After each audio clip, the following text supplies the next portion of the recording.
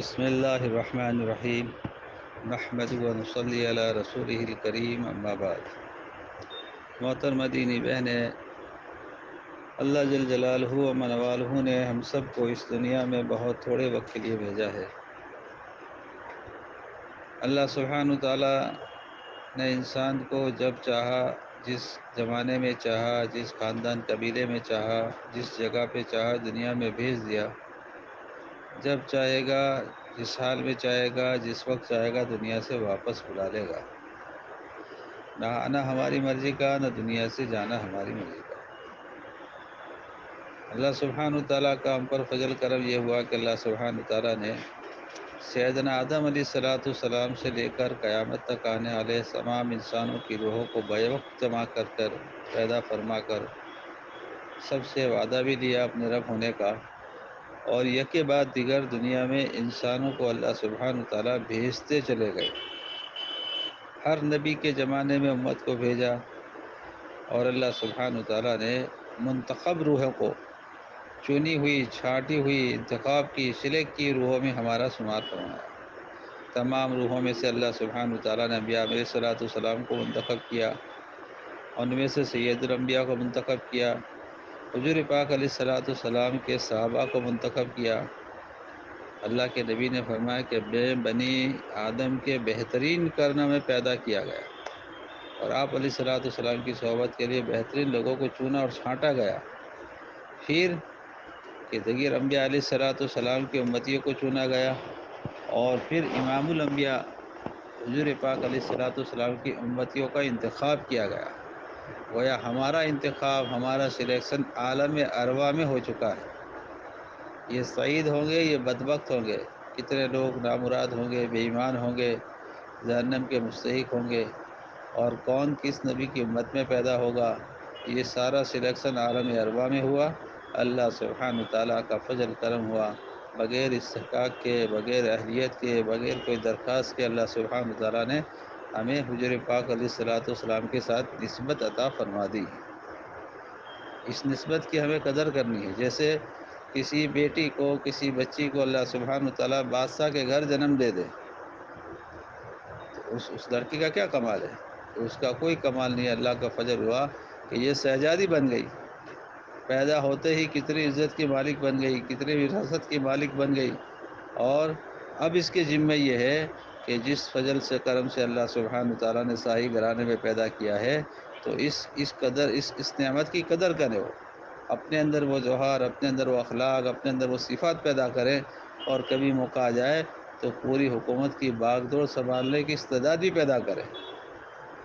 اور کوئی عورت، کوئی بچی یہ استعداد پیدا کرے گی تو اس کے پاس اس کا موقع نہیں ہے، لیکن اللہ نے اس کو ایسے گھرانے میں پیدا کیا ہے، وہ سر بخشا ہے، وہ انعام بخشا ہے۔ اب یہ آوارہ بچوں کی طرح سے زندگی بسر کرے اور کاہلی سستی کے ساتھ زندگی بسر کرے تو یہ اللہ کی نعمت کی ناقدری ہوئی۔ اسی طرح اللہ کے نبی علیہ السلام کی امت میں اللہ نے پیدا فرمایا ہے، یہ اللہ نے بڑا ہم پر انعام کیا ہے، بڑا اعزاز کیا ہے۔ بار ہم اس بات کو سن چکے ہیں کہ کل جنت میں جانے کے لیے جنتیوں کی جو صفیں لگے گی، 120 صفوں میں سے 80 صفیں حضور پاک علیہ السلام کی امتیوں کی ہوگی۔ اتنی کثیر تعداد میں اس امت کو جنت میں داخل کیا جائے گا۔ سیدنا آدم علیہ السلام سے لے کر سیدنا عیسیٰ علیہ السلام تک جتنے انبیاء علیہ السلام تشریف لائے ہیں، یہ تمام کی امت کی 40 صفیں، اور صرف امام الانبیاء حبیب خدا حضور پاک علیہ السلام کی امت کی 80 صفحے، اور تمام امت کے مقابلے میں ان کو پہلے جنت میں داخل کیا جائے گا۔ یہ آتا ہے کتابوں میں کہ کوئی نبی جنت میں داخل نہیں ہو سکتا جب تک کہ حضور پاک علیہ السلام داخل نہ ہو۔ اسی طرح کوئی امتی جنت میں نہیں جا سکتے جب تک کہ حضور پاک علیہ السلام کی امت جنت میں داخل نہ ہو۔ حالانکہ اگلے نبی کی عمریں بڑی بڑی، 800 سال، 400 سال، 500 سال، بنی اسرائیل میں بڑی عمریں دی، اور اتنی بڑی عمریں انہوں نے اللہ کی طاعت میں گزار دی، رہبانیت کے ساتھ گزار دی۔ عورتوں نے، مردوں نے بڑے مجاہدے کیے، جنگلوں میں، پہاڑوں میں، کھانے پینے کی تنگیوں کے ساتھ، چیزوں کی تنگیوں کے ساتھ اللہ کی طاعت کے اندر اپنی زندگی کا بڑا زمانہ گزار دیا، اور جنت کے مستحق ہوئے۔ اور ان کو جنت سے روکا جائے گا جب تک کہ حضور پاک علیہ الصلوۃ والسلام کی امت جنت میں داخل نہ ہو۔ یہ ان سے زیادہ کہ نہیں، یہ زیادہ مجاہدے کرنے والے نہیں ہیں، ان کے لیے تو رہبانیت کو ان کے نبی نے منع کر دیا۔ یہ تو سماج سوسائٹی میں رہ کر اور شادی میں غمی میں شریک ہو کر اور اپنے اپنے اپنے سماج کے ساتھ اپنے گھر والوں کے ساتھ زندگی بسر کر کے آئے ہیں، اور ان کو اتنا بڑا اعزاز کیسے ملا؟ یہ اعزاز ملنے کی وجہ حضور پاک علیہ الصلوۃ والسلام کے ساتھ کی نسبت ہے، اور آپ علیہ الصلوۃ والسلام کی نسبت کی ذمہ داری کو نبھانا ہے۔ یہ کیا ذمہ داری اس امت میں پیدا ہونے کی؟ اس امت میں پیدا ہونے کی ذمہ داری کہ آپ علیہ الصلوۃ والسلام خاتم النبیین بنا کر بھیجے گئے۔ نبوت کے سلسلے کو حضور پاک علیہ الصلوۃ والسلام پر ختم کر دیا۔ گویا اس امت میں پیدا ہونے والا ہر فرد، ہر مرد، ہر عورت کی ذمہ داری ہے کہ اپنے آپ کو اللہ کے عذاب سے بچانے کے ساتھ ساتھ اپنے گھر والے اور دنیا کے بسنے والے انسان کیسے اللہ کے عذاب سے بچ جائے۔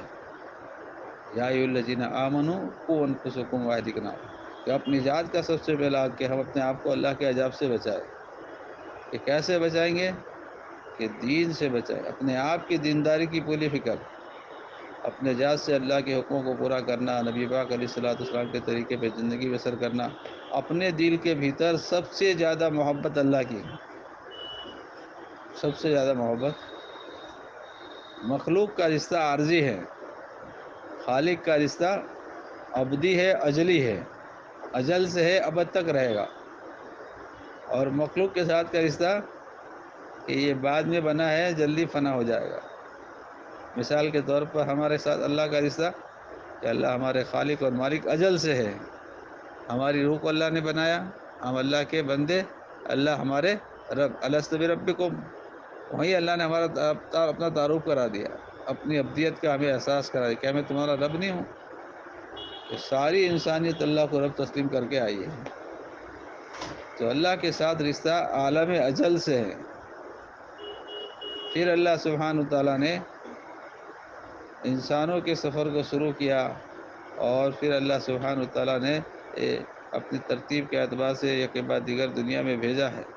اب دنیا میں آنے کے بعد رشتے ہوئے، ماں کے ساتھ رشتہ ہوا، ابو کے ساتھ رشتہ ہوا، بھائیوں کے ساتھ رشتہ ہوا، بہنوں کے ساتھ رشتہ ہوا، زندگی کا ایک زمانہ گزرنے کے بعد نکاح ہو گیا، شوہر کے ساتھ رشتہ ہوا، مقدر کی اولاد تھی، اولاد کے ساتھ رشتہ ہو گیا، ملکت ہمارے مقدر میں آئی، ملکت کے ساتھ رشتہ، جانی بے جانی تمام چیزوں کے ساتھ رشتے، اور جتنے رشتے اتنی ذمہ داری، جتنے رشتے اتنی بے جان چیز کے ساتھ۔ مکان خرید لیا ہے تو بے جان ہے، لیکن اس کے ساتھ رشتہ ہے مالکی کا، کہ میں اس کی مالکنگ ہوں، یہ میری ملکت ہے، تو یہ بھی کہ اس کی طرف سے بھی ذمہ داری آئے گی کہ اس کو صاف صفائی کرو، اس کی دیکھ بھال کرو، اس کی مرمت کرو، اس کا رنگ روغان کی فکر کرو، اس میں صلاحیت مانگیں گی۔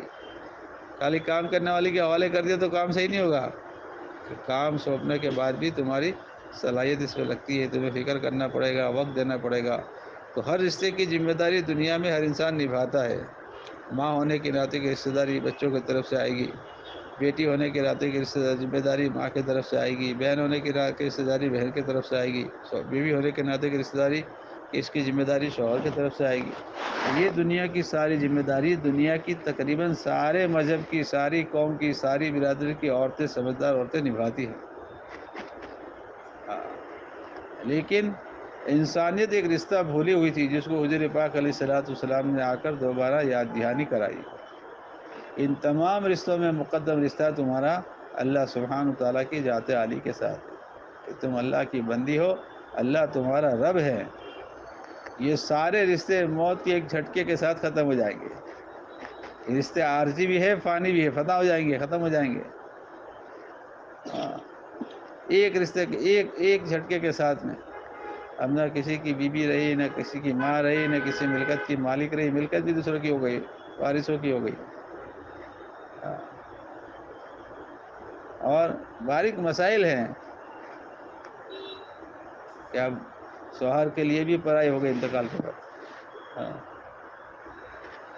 تو ایک رشتے ایک جھٹکے کے ساتھ رشتے ختم، لیکن اللہ کے ساتھ کا رشتہ کیا ابھی ختم نہیں ہوا ہے۔ کیوں؟ کہ موت تو جسم کو آئی ہے، موت جسم کو آئی ہے، روح کو موت نہیں آتی۔ جسم خاکی ہے، خاک میں مل جاتا ہے، روح آفاقی آفاق میں چلی جاتی ہے، روح کو موت نہیں آتی۔ کامیابی ناکامی کا تعلق جسم کے ساتھ نہیں ہے، روح کے ساتھ ہے۔ انسانیت نے سب سے بڑا دھوکہ یہ کھایا ہے کہ روح کی ضرورت کو بھول گئے اور جسمانی ضرورت کو کامیابی سمجھ لیا۔ کھانا پینا، شادی سواری، کپڑے مکان، یہ سب جسمانی ضرورت کی چیزیں ہیں، اس میں جسم راحت محسوس کرتا ہے۔ تو جسم تو عارضی ہے اور فانی ہے، ٹیمپرری دیا ہے اور مٹی میں مل جائے گا، فنا ہو جائے گا۔ اصل اندر کی روح، کامیابی کا تعلق روح کے ساتھ۔ احساسات اور فیلنگز کون کرتا ہے؟ یہ روح کرتی ہے۔ بہترین مکان ہے، بہترین گدا ہے اور ساری ایئر کنڈیشن چل رہا ہے، گرمی کے زمانے میں ٹھنڈک محسوس ہو رہی ہے اور کسی نے گالی دے دی تو روح پہ تو نہیں لگی، لیکن اندر جسم کو تو نہیں لگی، لیکن اندر کی روح نے اس کو محسوس کیا، تو یہ بے چین ہے، پریشان ہے۔ ایئر کنڈیشن میں پسینے نکلنے آتے ہیں۔ کوئی ایسی خبر آ گئی غم کی، صدمے کی، کوئی ایسا کہ بھائی حکومت کی طرف سے کوئی آیا ہے گرفتاری کے لیے، اب بنگلے میں محل میں ہے اور پسینے نکل رہے ہیں کہ جسم کی ساری راحت کی چیزیں ہیں اور اندر سے بے چینی کیوں؟ کہ اندر جو ہے روح ہے وہ محسوس کرتی ہے، فیلنگس اس کو ہوتا ہے، خوشی اس کو ہوتی ہے، غم وہ محسوس کرتا ہے، جسم سے اس کا کوئی تعلق نہیں ہے۔ پین چبھئی ہے تو پین جسم میں چبھئی ہے کیونکہ روح موجود ہے، تو روح محسوس کرتی ہے اس کے درد کو، روح محسوس کرتی ہے اس کے درد کو، کراہتی ہے۔ جسم سے روح نکل گئی پھر پین چبھاؤ تو کوئی کراہت نہیں ہے۔ احساس جس کو تھا، فیلنگس جس کو تھا، وہ جسم سے نکل گیا ہے۔ اب گالی دو، تعریف کرو اور اس کو کچھ چباؤ، اس کو کچھ کھلاؤ تو کھانے کی کوئی حاجت نہیں۔ یہ ساری وجہ روح کی تھی۔ اس روح کی غذا کچھ اور ہے، اس کی کامیابی کا راستہ کچھ اور ہے، اس کی کامیابی کوئی اور چیزوں میں ہے، اس کی خوشی، اس کی راحت، اس کو چین سکون کسی اور چیز میں ملتا ہے۔ ہم لوگ ایک مرتبہ انگلینڈ گئے تھے جماعت میں، کئی مرتبہ جانا ہو۔ ایک مرتبہ ایک ڈاکٹر صاحب کی ملاقات کے لیے ساتھی گئے، کچھ اور ہے، تو ڈاکٹر صاحب پرائیویٹ پریکٹس کرتے تھے، اپنے کلینک میں تھے۔ بعد میں ایک اجتماع میں کارگزاری انہوں نے سنا کہ جب آپ لوگ آئے تھے یہ ساتھی، تو میں بڑا خوش ہو گیا تھا کہ وہاں تو لوگ حکومت کی طرف سے مفت میں علاج ہوتا ہے اور کیو میں ہوتا ہے، اپوائنٹمنٹ سے ہوتا ہے، اور یہ جو کوئی ایمرجنسی میں آ جاتا ہے پرائیویٹ پریکٹس میں تو اس کی فیس بہت زیادہ ہوتی ہے۔ اور 2-3 لوگ کو دیکھ کر میں خوش ہو گیا، کیونکہ یہاں تو مریض کے ساتھ کسی کے آنے کا رواج نہیں ہے، جہاں تک ایمرجنسی نہ ہو۔ ایمرجنسی میں تو کوئی ساتھ آئے گا، ورنہ چلتے پھرتے آدمی کے ساتھ کوئی آتا نہیں، اکیلے آدمی آتا ہے، کسی کو فرصت نہیں ہے۔ یہ تو 3 آدمی چلتے پھرتے آ رہے ہیں، تو میں سمجھا تھوک میں 3 مریض آ گئے، خوش ہو گیا۔ لیکن جب انہوں نے ملاقات کی تو مجھے کہا کہ بھائی، میں نے پوچھا کیسے آنا ہوا، کیا تکلیف ہے؟ کیا ڈاکٹر صاحب ہم تو خیریت عافیت سے ہیں۔ تو کسی ساتھی نے کہا کہ آپ کے علاج کے لیے آئے گے، میرا کیا علاج کرو گے؟ کہ آپ کیا جسم تو تندرست ہے، روح آپ کی بیمار ہے۔ ڈاکٹر نے کہا کہ میں نے ان سے عرض کیا کہ مجھے نیند نہیں آتی، میں خود ڈاکٹر ہوں، میرے پاس اللہ کا دیا سب کچھ ہے، ساری راحت چین سکون کا اسباب ہے، لیکن مجھے نیند نہیں آتی۔ ڈاکٹر ہونے کے باوجود مجھے روزانہ نیند کی گولی کھانی پڑتی ہے۔ وہ نیند کی گولی سے جو نیند آتی ہے، اونگ آتی ہے، وہ تو مصنوعی ہے، آرٹیفیشیل ہے، اس سے آدمی کو وہ سکون نہیں ملتا جو اونگ سے ملتا ہے۔ اونگ اللہ کی بنائی نعمت ہے، 1 گھنٹہ ڈیپ سلیپ آدمی کو مل جائے، گہری نیند، تو آدمی فریش ہو جاتا ہے، اور دوائی کے ذریعے سے 10 گھنٹے سلا دو تو بھی آدمی سست رہتا ہے۔ تو فریشنس جیسی چاہیے قدرتی، وہ نہیں ملتی، مجھے نیند نہیں آتی، مجھے روزانہ نیند کی گولیاں کھانی پڑتی ہے۔ کیا علاج ہے اس کا آپ کے پاس؟ کہ ہمارے پاس علاج ہے؟ کہ کیا ہے تمہارے پاس؟ کوئی دوائی ہے، ٹیبلٹ ہے، کیپسول ہے، انجیکشن ہے، مکسچر ہے، کیا ہے؟ ایک ساتھی نے قرآن پاک کا ایک چھوٹا سا نسخہ جیب میں تھا، وہ نکال کر تلاوت کی اور پڑھا کہ اس میں یہ لکھا ہے الا بذکر اللہ تطمئن القلوب۔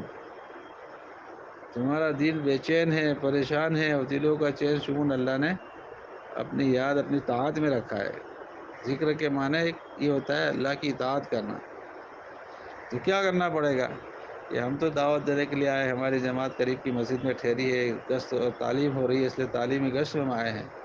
آپ کے پاس درخواست لے کر آئے کہ آپ ہمارے پاس چلے، تھوڑی دیر بیٹھے تعلیم کے حلقے میں۔ تو ڈاکٹر صاحب فرماتے کہ میں فوراً چلا آیا اور آ کر تعلیم کے حلقے میں بیٹھا، تو واقعتاً کچھ دیر کے بعد مجھے اونگ آنے لگی۔ میں نے کہا گدوں پر رات کے موقع پر اطمینان سے مجھے سوتے ہوئے نیند نہیں آتی، یہ دن کے وقت میں بیٹھے بیٹھے اونگ آ رہی ہے، ضرور آپ نے کوئی ہپنوتزم کیا ہے۔ پھر ایک موقع پر ڈاکٹر صاحب کہہ رہے تھے کہ اجتماع میں آیا ہوں، چٹائی پر سویا ہوں اور رات کو آلو کا شوربہ، ابلے ہوئے آلو کا شوربہ پی کر سویا ہوں اور گھوڑے بیچ کے سو گیا۔ اتنی گہری نیند ہے کہ زبردست ساتھیوں نے تہجد میں مجھے اٹھایا تو ڈاکٹر صاحب تہجد کا وقت ہو گیا۔ تو عرض یہ کرنا ہے کہ اصل ہماری روح ہے اور روح کا تعلق اللہ کی ذات کے ساتھ ہے، اللہ کا امر ہے، وہ اس کی غذا اللہ کی طاعت ہے، اللہ کی محبت ہے، اللہ کی فرما برداری ہے۔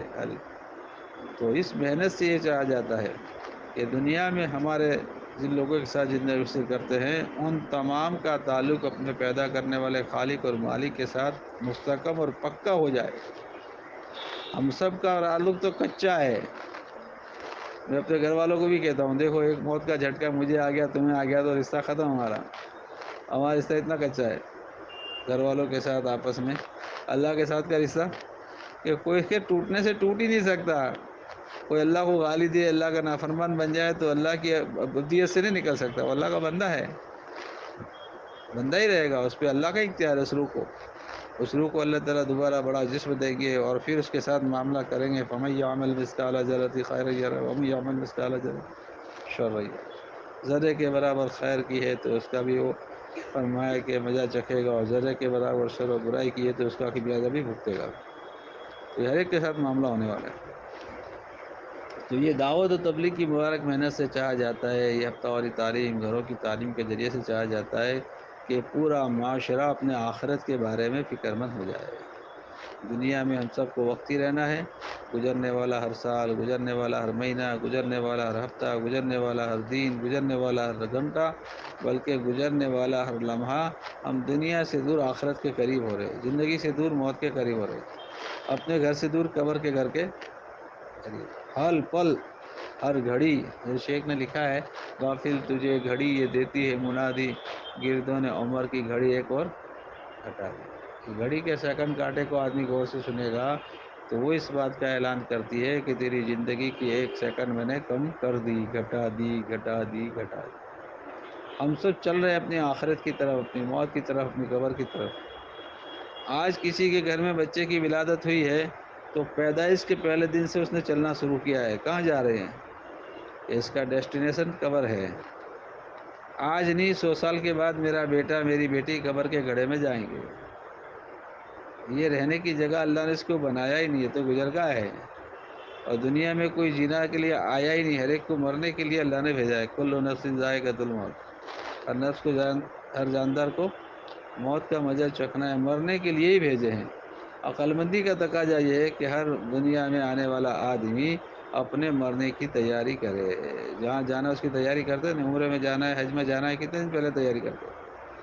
ایک مکان عارضی طور پر، ابھی ایک بڑے علماء کا انتقال ہو گیا اور مجھے مولانا ابراہیم صاحب کہہ رہے تھے کہ مجھے بلایا تھا، انہوں نے گھر لے گئے تھے، اس کے گھر پہ نیا مکان بڑا بنایا ہے، بیچارہ رہنے بھی نہیں پائے۔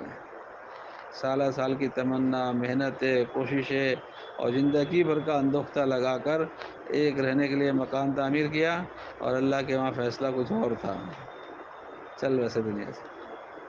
تو جہاں عارضی رہنا ہے، ٹیمپروری رہنا ہے، اس مکان کے بارے میں ہم کتنے فکر مند ہیں کہ بھائی ایسے ٹائلس چاہیے، بیت الخلاء کے اندر یہ انتظام چاہیے، ایسا ٹب چاہیے اور ایسے فٹنگ چاہیے، اور ہمارے گھر کے پنکھے ایسے اور اے سی ایسا اور کرٹن ایسے، اور ساری چیزیں ہماری پسند کی، ایک بھی 19-20 برداشت نہیں کرتے ہم، اور بار بار اس کی نگرانی کرتے جب بنتا ہے تب۔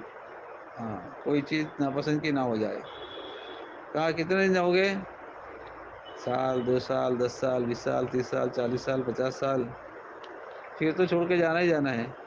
اور قبر تو روزانہ کہتی ہے کہ مجھے تمہارے یہاں، میرے پاس تمہیں آنا ہے، میں تو تنہائی کا گھر ہوں۔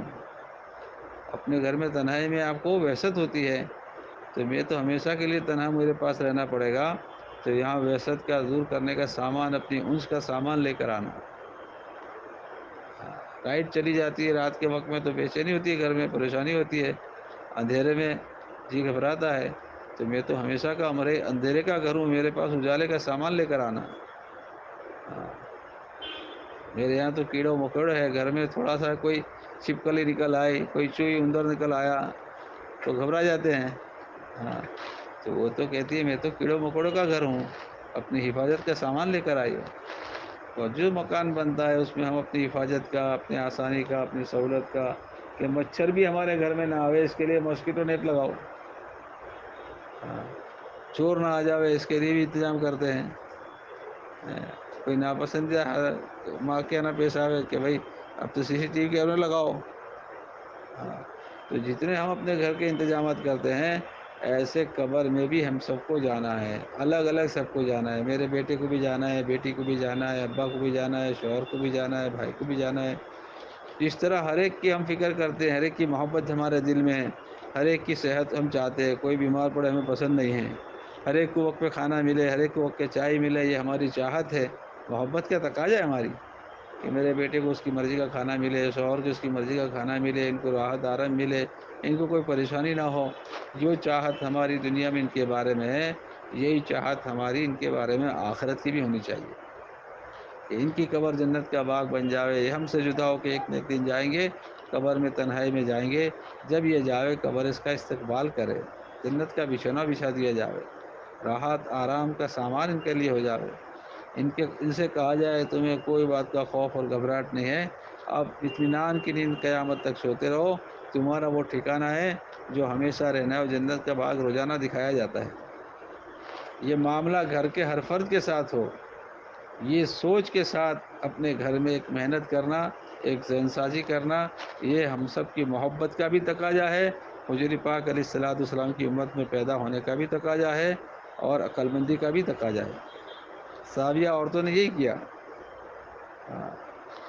کہ دنیا کی راحت آرام کے مقابلے میں ہمیشہ کی کامیابی کو ترجیح دی، اللہ کے حکموں کی اہمیت دلوں میں، کہ اللہ بڑے ہیں، اس کا حکم بڑا ہے، کسی حال میں کوئی اللہ کا حکم نہ ٹوٹے۔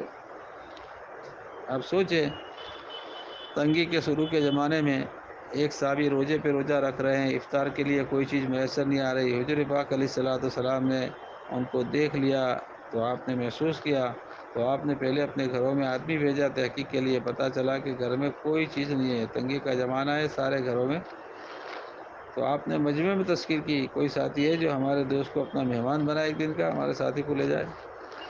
عام طور پہ فقر کا زمانہ تھا، تنگی کا زمانہ تھا، تو سارے خاموش تھے، ایک صحابی بہت مشکل سے کھڑے ہوئے کہ میں اپنے گھر لے جاؤں گا۔ گھر لے جا کے بیوی سے کہا کہ دیکھو اللہ کے نبی کی خدمت سے مہمان لایا ہوں، کوئی چیز چھپا کے مت رکھنا، کہ خدا کی قسم گھر میں کچھ بھی نہیں ہے، بچوں کے قابل تھوڑا ہے، ہمیں تو فاقے سے ہی رات گزارنا ہے۔ اب کیا کیا جائے؟ جھگڑا نہیں کیا بیوی نے، کب آ کے کچھ لائے نہیں، مہمان لے کے چلے آئے، بلکہ سمجھدار عورتیں، ان کی زندگی کی ادائیں قرآن کی آیت بن کے نازل ہوئی، اللہ نے ان کے عملوں کو خوش ہوا، ان کے عملوں سے آسمانوں پر اٹھایا، اپنی کتاب میں اس کو جگہ دی، ان کی زندگی کے واقعات کو۔ یہ کیا کیا اس عورت نے، کہ اللہ کا ایک حکم میرے گھر پر آیا ہے، جو اللہ پر آخرت پر ایمان رکھتا ہو اس کو چاہیے اپنے مہمان کا اکرام کرے، مہمان کا اکرام کرنا یہ اللہ کا حکم ہے، اللہ کا حکم کا ٹوٹ جانا یہ ہمارے لیے ہلاکت کا سامان ہے۔ تو میاں بیوی سر جوڑ کر بیٹھ کر سوچا کہ اب کیا کیا جائے، تو یہ فیصلہ ہوا، اور عورت نے یہ رائے دی کہ بچوں کو بھوکا سلا دیں گے، مہمان کو پیٹ بھر کر قبول کر لیا اس رائے کو عورت نے۔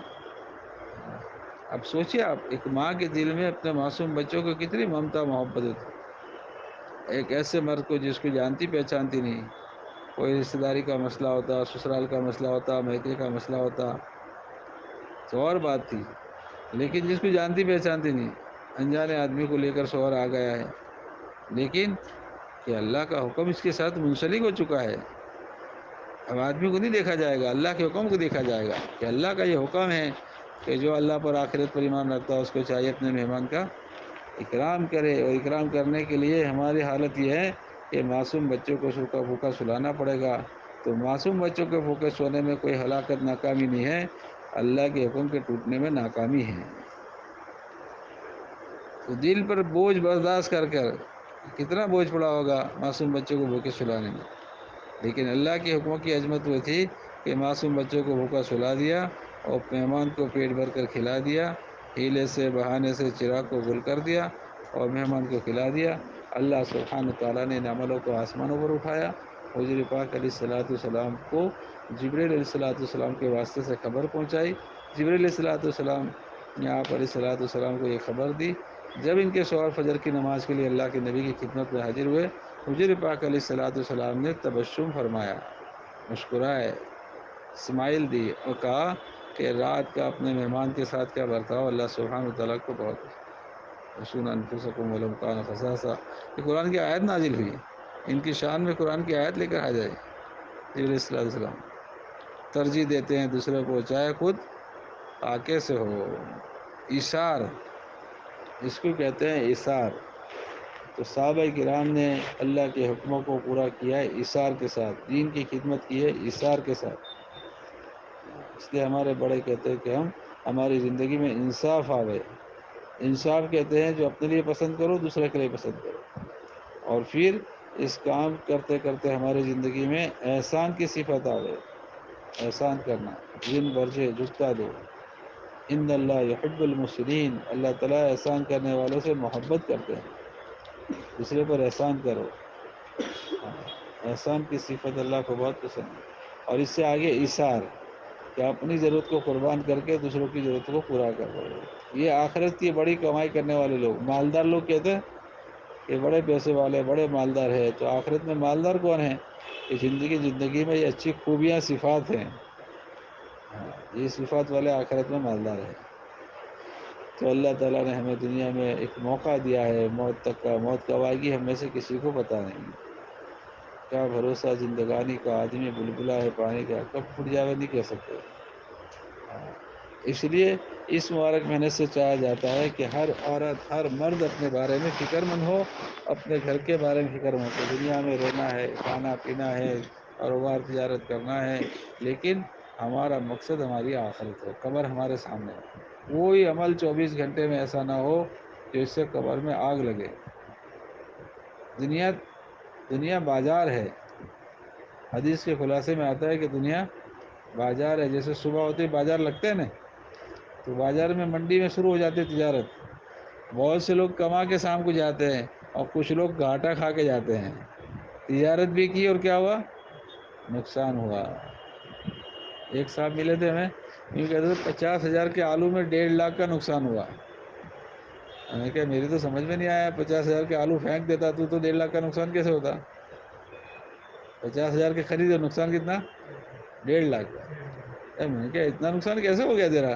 سمجھ میں آنے والی بات نہیں ہے کہ 50,000 کے آلو خرید کے میں نے کولڈ سٹوریج میں رکھے ہیں، اس امید پہ کہ بھاؤ بڑھے گا بڑھے گا، بڑھنے کی امید پر اتنا وقت ہو گیا کہ اس کا کرایہ اتنا ہو گیا، لاکھوں روپے نکال کے پھینکوایا اس کو، تو وہ 1.5 لاکھ کا گھاٹا ہوا۔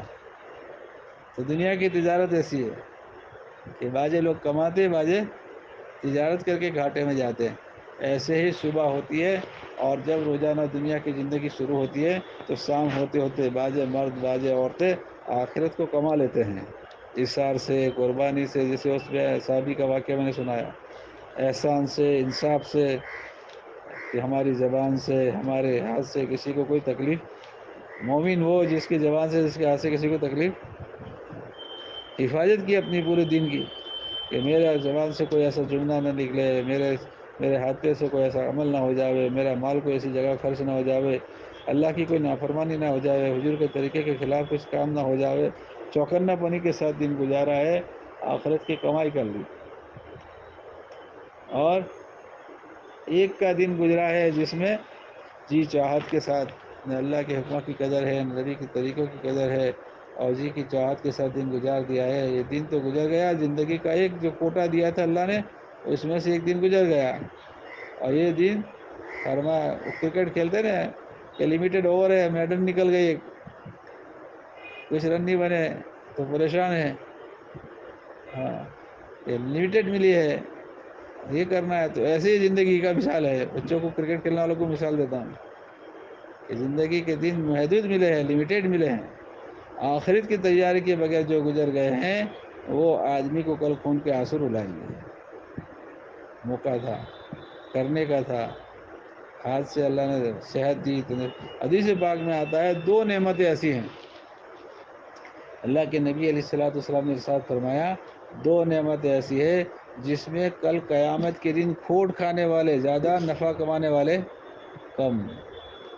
ان نعمتوں کے ذریعے سے لوگ کھاتے میں پڑیں گے آخرت میں. عرض کیا گیا یا نبی اللہ کون سی وہ دو نعمتیں ہے؟ فرمایا ایک تندرستی، ایک فرصت. فرصت اور تندرستی کے ذریعے سے لوگ اپنی آخرت کو برباد کرتے ہیں. فرصت اور تندرستی میں آخرت بنانے والے کم. حالانکہ نعمت ہے فرصت، تندرستی نعمت ہے. ایک تندرستی ہزار نعمت. تندرستی نعمت، بیماری رحمت. مسلمان کے لیے دنیا بڑی قیمتی ہے. اللہ نے بڑی اس کے لیے ہر چیز میں اللہ سبحانہ وتعالیٰ نے ہمارے لیے نفع رکھا ہے. اس لیے فرمایا بیماری تندرستی جو ہے یہ نعمت ہے، بیماری رحمت ہے کہ اس میں آخر انسان کے گناہ دھل جاتے ہیں، آخرت کی طرف رجوع کی توفیق ملتی ہے، رحمت بن جاتی ہے. اور تندرستی نعمت بنتی ہے. نعمت کب ہے کہ اس تندرستی کے ذریعے سے آدمی اپنی آخرت کو اچھے سے اچھی بنائے. دنیا کے جتنے اسباب دیے ہیں ان اسباب کے ذریعے سے آخرت بنانا یہ عقل مندی ہے. دنیا سے دنیا بنانا یہ نادانی ہے. دنیا سے دنیا بنائی تو دنیا سے دنیا بنا کے کیا کریں گے کہ دنیا چھوڑ کے چلے جائیں گے تو اس کا نفع ختم ہو گیا. اور دنیا سے آخرت بنا لی تو یہ عقل مندی کا کام کیا کہ جہاں جا رہے ہیں وہاں اس کا نفع ظاہر ہو رہا ہے. قبر میں نفع ہو رہا ہے، پلسرات میں نفع ظاہر ہو رہا ہے، میدان حشر میں نفع کہ کوئی موقع ہی نہیں تھا کمائی کا. وہاں ہوتا ہے نا پہلے حج میں ہم جاتے تھے 92 93 میں تو کوئی انتظام نہیں تھا. مینا میں خیمے میں گرمی بہت لگتی تھی اور چائے وائے کا کوئی انتظام ہوتا ہی نہیں تھا. دور دور بازار لگتے تھے. تو باجے لوگ جو ہے وہ کٹلی لے کر آئے الیکٹرک، اور دودھ کا پاؤڈر لے کر آئے، شکر لے کے آئے، چائے کی وہ ٹیپٹی لے کر آئے. تو لوگ پوچھ کے ان کے ذریعے سے راحت پہنچی کہ انتظام کر کے آئے ہیں، تیاری کر کے آئے ہیں تو خود بھی راحت میں ہے اور لوگوں کی دعا لینے کا موقع مل گیا کہ سب کو پلا رہے چاہیے. ہاں تو لوگ احرام کی حالت میں مینا جیسی جگہ پر لوگ دعائیں دے رہے ہیں ماشاءاللہ. اب تو بہت سہولتیں ہو گئی. تو عقل مندی کا تقاضا ہے کہ جہاں جانا ہے وہاں کی پہلے تیاری کر کے جائے. تو ایسے ہم سب کو اس دنیا کو چھوڑنا ہے. دنیا میں رہنے کے لیے نہیں آئے ہیں. ہمیں بھی جانا ہے، ہمارے گھر والوں کو بھی جانا ہے، ہمارے گھر چھوٹے چھوٹے بچے ان کو بھی جانا ہے. اللہ کا ضابطہ قانون ہے، یہ رہنے کی جگہ بنائی نہیں ہے. جتنی فکر یہاں ہم ضرورت کی اپنے راحت آرام کی کرتے ہیں اسی طرح یہاں سے جانے کے بعد کی فکر کرنا یہ عقل مندی کا تقاضا ہے. یہاں کی تو فکر کرتے ہیں ساری دنیا کی عورتیں کرتی ہے، سارے مذہب کی برتی ہے، اپنے بچوں کی، اپنے شوہر کی، اپنے گھر والوں کی، کھانے پینے کا، راحت کی، آرام کی. اسی طرح مسلمان ہونے کے ناطے، اللہ کی بندی، اللہ کے نبی کی امتی ہونے کے ناطے ہماری ذمہ داری ہے کہ یہاں سے جانے کے بعد بھی کوئی ناکام نہ ہو. ہماری ساتھ رہنے کی بنیاد پر ہمارا شوہر، ہمارا بیٹا، ہمارا بھائی، ہماری بہو اور ہمارے پڑوسی، ہمارے تعلق والے یہ سارے کے سارے جب دنیا سے جائے قبر ان کا استقبال کرے اور ہماری جدائی کا غم صدمہ ان کو نہ رہے. کہ قبر میں اتنا اکرام ہوتا ہے، ایسی راحتیں ہوتی ہیں کہ آدمی ساری دنیا کی کلفتیں تکلیفیں بھول جاتا ہے. اور آخرت میں کہ زندگی بھر تکلیف میں پریشانی میں گزاری ہے، اللہ سبحانہ وتعالیٰ فرشتوں کو کہیں گے ایک جنت کا چکر لگوا کے لاؤ ان کو، اور جنت کے باہر سے گھما کر لے کر آئے. وہاں کی نعمتیں، وہاں کی سنسیریاں، وہاں کی راحتیں دیکھ کر دوسرا کہ دنیا میں میرے بندے بہت تکلیف اٹھائی، میری بندی بہت پریشانی میں، کہ تکلیف کس بلا کو کہتے ہیں مجھے پتہ ہی نہیں ہے. اور پوری دنیا کی زندگی راحت آرام میں گزاری، عیش میں گزاری، کوئی تکلیف نام و نشان نہیں ہے اور نافرمانی سے گزاری ہے. تو یوں آتا ہے کہ حدیث پاک کی کتاب میں کہ اللہ تعالیٰ فرشتے کو کہیں گے جہنم کے باہر سے چکر لگوا کے لاؤ. وہاں کی تپیش، وہاں کے ہواولے، وہاں کی پریشانیاں، وہاں کی خطرناک منظر دیکھ کر وہ خوف و گھبراہٹ کہ دنیا میں بہت راحت کی زندگی گزاری کہ راحت کس کو کہتے ہیں مجھے پتہ ہی نہیں ہے. یہ تو عارضی چیزیں ہیں. یہاں کسی چیز کو دوام نہیں ہے. یہاں کی جوانی کے ساتھ بڑھاپا لگا ہے، یہاں کی تندرستی کے ساتھ بیماری لگی ہے، یہاں کی عزت کے ساتھ ذلت لگا ہے، یہاں کے امن کے ساتھ خوف لگا ہے. یہاں کسی چیز کا دوام نہیں ہے. سب چیز عارضی ہے، ٹیمپروری ہے. تو ٹیمپروری چیز پر اطمینان کرنا اور اسی کی فکر میں رہنا یہ نادانی ہے. دائمی چیز ہمیشہ کی جگہ جو ہے اس کے بارے میں فکر مند رہنا یہ عقل مندی ہے. تو یہ مبارک محنت سے چاہا جاتا ہے کہ ہماری سوچ بدلے، ہماری فکریں بدلے، ہماری زندگی کا مقصد بدلے، ہمارا ٹارگیٹ بدلے۔ مولا علی میاں ندوی رحمۃ اللہ علیہ ہمارے ایک مرتبہ تشریف لائے تھے، کہتے تھے پوری دنیا میں گھومتے ہیں، بڑے بڑے لوگوں سے ان کی اس زمانے میں ملاقات ہوتی تھی، مختلف مذاہب کے لوگوں سے، مختلف دھرم کے لوگوں سے، تو اسلام کی کتابوں کو پڑھ کر سارے متاثر ہوتے تھے، لیکن پوچھتے تھے کوئی ایک نمونہ سیمپل بتاؤ، کوئی ایک کنٹری ہے تمہارے پاس، ایک ملک ایسا ہے جس میں 100% اسلام پہ لوگ زندگی بسر کرتے ہو؟ کہ ہمارا سر شرم سے جھک جاتا تھا کہ کوئی ملک ہم نہیں بتا سکتے۔ کوئی اسٹیٹ بتا سکتے ہو؟ کوئی ضلع بتا سکتے ہو؟ کوئی تعلقہ بتا سکتے ہو؟ کوئی گاؤں یا کوئی محلہ بتا سکتے ہو کہ اس محلے کے 100% مسلمان مرد عورتیں بچے 100% اللہ کے حکم والی زندگی بسر کرتے ہیں؟ افسوس اتنا زمانہ گزرنے کے بعد بھی ہم 100% ایک محلہ بھی نہیں بتا سکتے۔ فرما رہے تھے تبلیغ والوں سے مجھے امید تھی کہ ان کی محنت اور ان کی محنت کو دیکھتے ہوئے کہ یہ کوئی نمونہ قائم کریں گے، لیکن وہ بھی 100% نمونہ قائم نہیں کر سکتے۔ تو ہم اپنی ذات سے شروع کریں کہ ہمیں 100% اللہ کے حکم والی زندگی بسر کرنا ہے، نبی پاک علیہ الصلوۃ والسلام کے طریقے والی 100% زندگی بسر کرنا ہے، اور ہمیں محنت کر کر کوشش کر کر ہمارے گھر کے اندر وہ ماحول قائم کرنا ہے اور وہ تربیت کا نظام بنانا ہے بچوں کی کہ ان کے دل میں آخرت کی فکر پیدا ہو جائے۔ ہاں، آخرت کی فکر پیدا۔ ایک عجیب قصہ کتاب میں نے پڑھا، ایک مرتبہ ایک صاحب کا انتقال ہو گیا، ان کے 2 معصوم بچے تھے، ماں دیندار تھی، اچھی تربیت کی تھی، مسجد کے عادی بنائے تھے بچوں کو۔ اب یہ دونوں بچے بیچارے جو ہے یہ پابندی کے ساتھ مسجد میں جاتے تھے، یتیم تھے، تو جتنے مصلی تھے ان کے سر پہ ہاتھ پھیرتے تھے اور بہت ان کو دعائیں دیتے تھے، خیال کرتے تھے، اور بچے بہت سنجیدہ ہے، پابندی سے مسجد میں آتے ہیں اور کوئی شور شرابہ نہیں کرتے، یتیم بھی ہے، لوگ محبت کرتے تھے۔ ایک دن دونوں بچے بہت خوش تھے، تو ایک بڑے میاں نے ان سے پوچھا کہ بیٹا آج بہت خوش ہو، کیا بات ہے؟ کہ چچا آج ہمارے گھر اللہ کے نبی کے مہمان آئے، اس لیے ہم خوش ہیں۔ کہ اچھا آپ کے گھر اللہ کے نبی کے مہمان آئے، بیٹا ہماری بھی ملاقات کراؤ۔ کہ چچا ہمارے گھر آج کھانا نہیں پکا، فاقہ ہے ہمارے گھر، امی نے ہمیں بتایا ہے کہ فاقہ تو اللہ کے نبی کے مہمان ہیں، حضور کے گھر آتے تھے، تو آج کا دن تو ہمارے لیے خوشی کا دن ہے۔ تو ماں نے تربیت کی تو فاقہ مسلم بچے خوش ہیں، اور تربیت نہیں کی برابر تو نعمتیں کھا کھا کے بھی ناشکرے بنتے ہیں۔ تربیت کا نتیجہ ہے۔ اس لیے میری محترمہ دینی بہنیں، اللہ سبحانہ تعالیٰ نے آپ کو قبول کیا ہے، ماشاءاللہ آپ کو چھانٹا ہے، آپ کو منتخب کیا ہے اس علاقے میں، اللہ نے آپ کو سوجھ بوجھ دی ہے، اس کام سے لگایا ہے، بڑی نعمت ہے یہ۔ اللہ تعالیٰ مزید ترقی عطا فرماوے، لیکن ہم اپنی سوچ بھی بدلے، اپنا ٹارگیٹ بھی بدلے، اپنی زندگی کا اہم اور مقصد بھی بدلے، آخرت کو اپنا نشانہ بنائے، کہ ہمارے گھر والوں کی اور جن جن لوگوں سے ہم کوشش کر سکتے ہو، ہر ایک کو اس بارے میں فکر مند کرے کہ اپنی زندگی کا مقصد آخرت کو بنائے، کہ دنیا سے آخرت بنانا یہ عقلمندی کا تقاضا ہے۔ جتنے اسباب جو اللہ تعالیٰ نے موقع دیے ہیں آخرت بنانے کے، اس میں کسر نہ کریں۔ یہ مثال ہے ان عورت کی کہ معصوم بچوں کو بھوکا سلانا پڑا، تو معصوم بچوں کو بھوکا سلانے کے لیے تیار ہو گئے اپنی آخرت بنانے کے لیے، کہ میرا اللہ مجھ سے ناراض نہ ہو جائے، اللہ کا کوئی حکم نہ ٹوٹ جائے، ہر حال میں اللہ کا ہر حکم پورا ہو، اس کی کوشش فکر کی جائے۔ اسی لیے کہا جاتا ہے کہ ہر گھر میں تعلیم کا حلقہ، یہ بہت جاندار عمل ہے۔ حضرت رحمۃ اللہ علیہ فرماتے مستورات کا اثر کام تو گھروں کی تعلیم ہے۔ اس زمانے میں حضرت بانو 93-94 فرماتے تھے کہ دنیا میں بے دینی کی آگ لگی ہے، ان آگ کو تمہارے گھر میں پہنچتے دیر نہیں لگے گی۔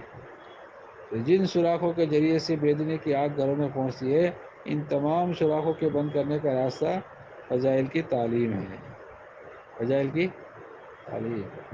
ایک زمانہ تھا جوان بیٹے بیٹیاں گھر میں شام کو آ گئے، ماں باپ اطمینان کی نیند سوتے تھے، اب تو گھر میں محفوظ نہیں ہے، گھر میں ہے بیٹی، گھر میں بیٹا ہے، اپنے کمرے میں سو رہا ہے، لیکن ہمیں اطمینان نہیں ہے۔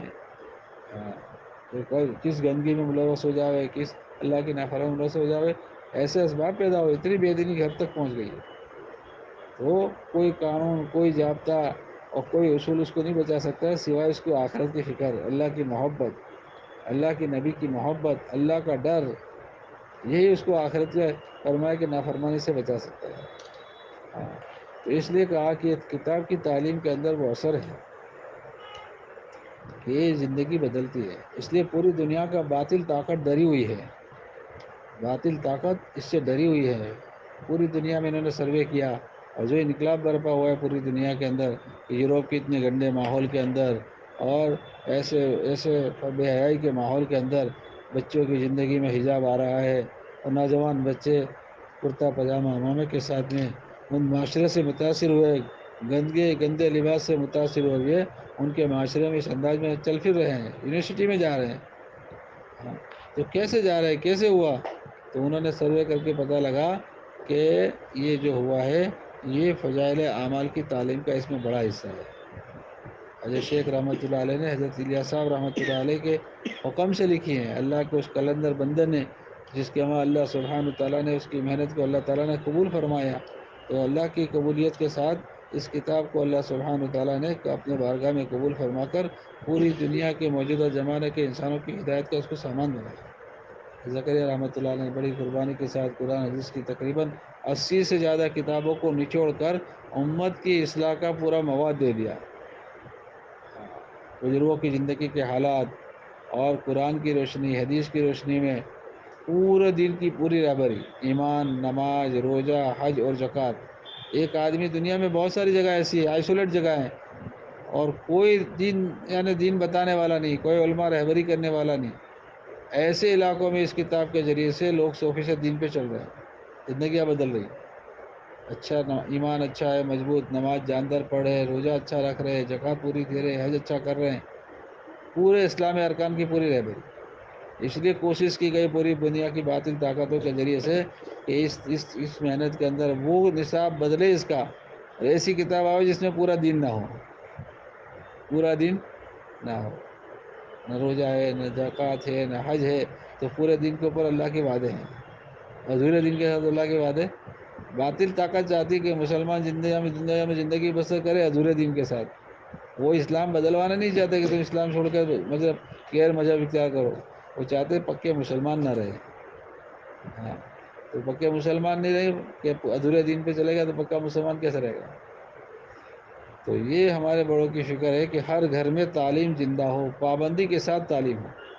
ہمیں محنت کوشش کرنی کہ ہماری بستی کا کوئی گھر خالی نہ ہو جس میں تعلیم نہ ہوتی ہو. جتنے ہمارے تعلقات ہیں، جتنی ہماری بہنیں تعلیم میں آتی ہے، ان کو ترغیب دے، پوچھے، کتاب بسا ہر زبان میں ملتی ہے، اور پابندی کے ساتھ، دھیان کے ساتھ بیٹھ کر، عمل کی نیت کے ساتھ میں اور دوسرے تک پہنچانے کی نیت کے ساتھ میں، اور کتاب کی یا صاحب کتاب کی عظمت دل میں ہو، اللہ کا کلام ہے، اللہ کے نبی کا کلام ہے، عظمت کے ساتھ بیٹھ کر سنیں گے، یہ کتاب اثر کیے بغیر نہیں رہے گی.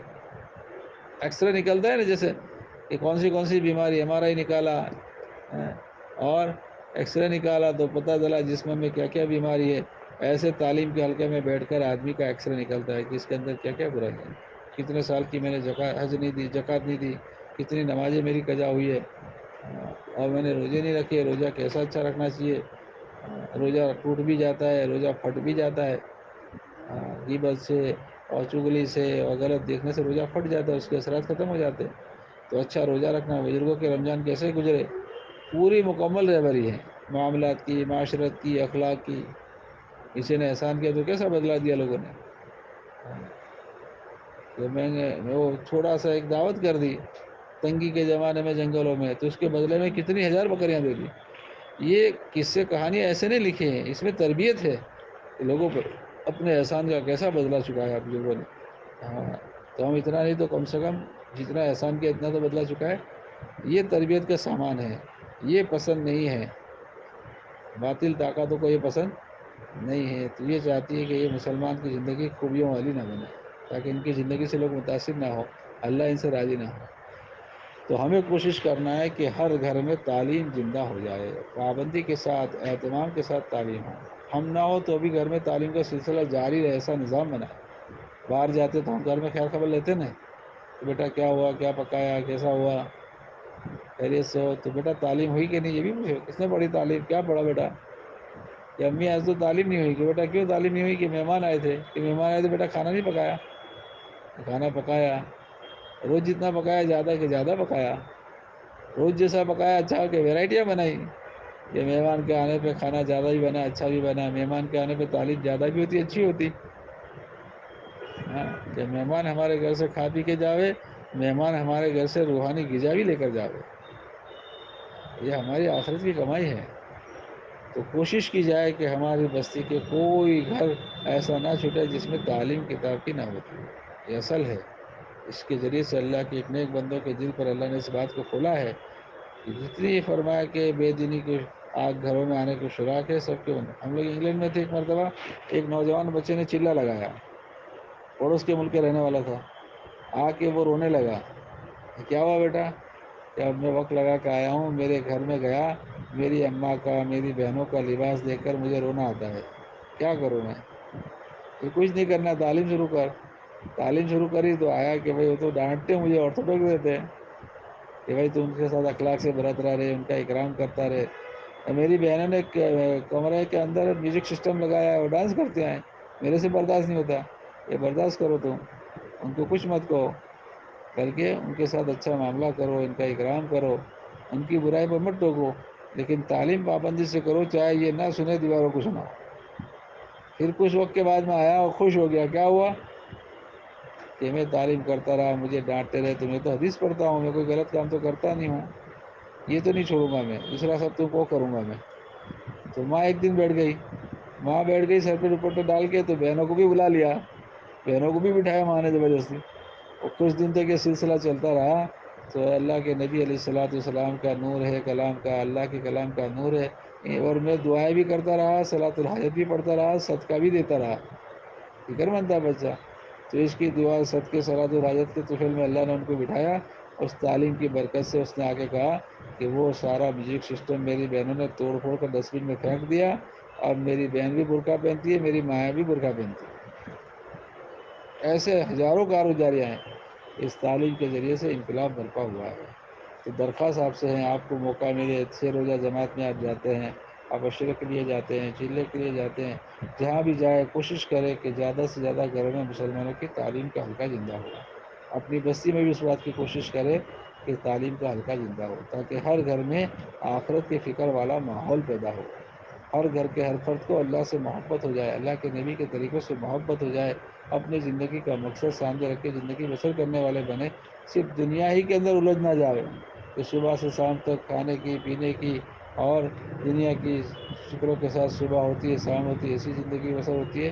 یہ ہمارے لیے بڑے خطرناک اور نقصان کی چیز ہے۔ دنیا میں رہنا ہے، دنیا سے ہمیں دنیا چھوڑ کے جانا نہیں ہے، اور سماج سوسائٹی میں رہنا ہے، خوشی غمی میں شریک ہونا ہے۔ اللہ کے نبی علیہ الصلوۃ والسلام جو دین لے کر آئے، دین آسان ہے، لیکن اس دین میں ہمیں تعلیم دی گئی ہے کہ خوشی کیسی ہوگی، غمی کیسی ہوگی، دین کیسا ہوگا، رات کیسا ہوگا، عبادت کیسی ہوگی، معاملات کیسے ہوں گے، معاشرت کیسے ہوں گے، اخلاق کیسے ہوں گے، اللہ کی ذات و صفات کا یقین کیسا ہوگا، اللہ کے ساتھ کیا تعلق ہوگا۔ اللہ کے نبی علیہ الصلوۃ والسلام نے حضرت معاذ رضی اللہ تعالیٰ عنہ کو فرمایا کہ معاذ جانتے ہو اللہ کا کیا حق ہے؟ یا نبی اللہ میں نہیں جانتا، آپ ہی بتائے۔ فرمایا اللہ کا حق ہے کہ اسی کی عبادت کی جائے، اس کے سوا کسی کی عبادت۔ اپنی ذات کا کیا حق ہے؟ کہ اپنی ذات کا حق یہ ہے کہ ہمیں اپنی ذات کو اللہ کے عذاب سے بچائے۔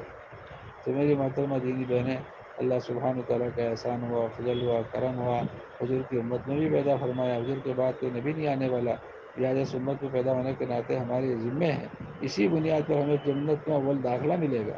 صرف اپنی عبادت پر ہم مطمئن نہ ہو جائے، بلکہ اپنے گھر کا پورا معاشرہ، اپنے تعلق والے، اپنے پڑوس والے، اور جہاں جہاں تک اللہ پہنچنے کا موقع دے، ہم اس بات کی کوشش کریں کہ ہر ایک آدمی اللہ کی، ہر مرد ہر عورت اللہ کے حکموں کو پورا کر کر اپنی آخرت کی فکر کرنے والے بنے۔ اللہ تعالیٰ ہم سب کو عمل کی توفیق عطا فرمائے، اس کے لیے ارادے کرے کہ اپنی آخرت بنانے کے لیے ہمارا حصہ لگ جائے، ہم کریں گے اپنے لیے۔ تو جہاں دنیا کے اندر بہت سارے لوگ تجارت کرتے ہیں اور اس لیے قربانیاں دیتے ہیں اور وہ گھر بار چھوڑ کر جاتے ہیں، ہم بھی اللہ کے نبی علیہ الصلوۃ والسلام والی فکر کو اپنی فکر بناوے، اپنا آپ کے کام کو اپنا کام بناوے، آپ کا جان مال وقت صلاحیت جہاں لگیے، ہمارے گھر سے بھی اللہ کے دین کے تقاضے پورے ہو جائے، یہ ہماری آخرت کی بڑی کمائی ہے۔ اس لیے اپنے مردوں کے ذریعے سے بھی اس کی کوشش اور محنت کی جائے، ہر مہینے پابندی کے ساتھ یہ 3 روز جاوے، ہر مہینے ہر سال چلے کے کم سے کم چلہ پابندی سے ان کا لگے، یہ سب گزاری کریں، اور یہ روزانہ مسجد جماعت میں پابندی سے بیٹھے، ان سے کارگزاریاں پوچھیں مردوں کے ذریعے سے کہ بھئی کیا مشورہ میں طے ہوا، کیا تقاضے آئے ہیں۔ اس تقاضے کو سب سے پہلے ہم گھر میں سوچیں کہ اپنے گھر سے اس تقاضا کیسے پورا ہو، یہ سیرت صحابہ میں ملتا ہے. صحابیہ عورتیں اپنے گھر کے مردوں کو پوچھتی اور تقاضے میں یہ ہمت دلاتی. مردوں کے سینہ بسینہ قدم بقدم چل کر ماشاء اللہ کندھے سے کندھا ملا کر سارا ساتھ دیتی، قربانیاں دیتی، خود برداشت کرتی اور تقاضے اپنے مردوں کو پورا کرنے کے لیے ابھارتی. ابو ایوب انصاری رضی اللہ عنہ اور دیگر صحابہ کرام کی زندگی کے حالات ملتے ہیں کہ کتنا تعاون کیا ان کی گھر والوں نے، ان کی عورتوں نے دین کے تقاضے کو پورا کرنے میں. تو یہ ہماری آخرت کی بڑی کمائی ہے. اللہ تعالیٰ ہم سب کو توفیق عطا فرمائے، اس کے لیے ارادے بھی کریں انشاءاللہ. ملکوں سے بھی تقاضے اللہ نے آپ لوگوں کو صلاحیت دی ہے. بہت ساری بہنیں آپ میں ایسی جن کا چلہ لگا ہے، ان کے مردوں کے 4 مہینے لگے ہیں. اللہ نے صحت بھی دی ہے اور اللہ نے صلاحیت بھی دی ہے اور اللہ تعالیٰ نے مال کی فراوانی بھی دی ہے. ادھر ادھر لوگ مال خرچ کرتے ہیں، ہمارا مال اللہ کے دین کے تقاضے پہ لگ جائے گا، آخرت کا ذخیرہ بن جائے گا. تو ملکوں کے تقاضے ہیں، ملکوں سے لوگ چاہتے ہیں کہ ہندوستان کی جماعت آئے اور جماعتیں کے ذریعے سے ہم فائدہ اٹھائیں. تو یہ ہم کوشش کریں کہ اللہ تعالیٰ نے ملکوں کے لیے قبول فرمائے. اس لیے ہم تو دعا کر کے چلے جائیں گے، آپ لوگ عزم ارادے کریں اور پرچے میں نام لکھ کے بھیجیں. 3 دن کی پابندی سے وقت لگانے کی اور شرح کی جماعتیں بنے جن کے اثر 2 مرتبہ لگے چلے کے لیے جاوے.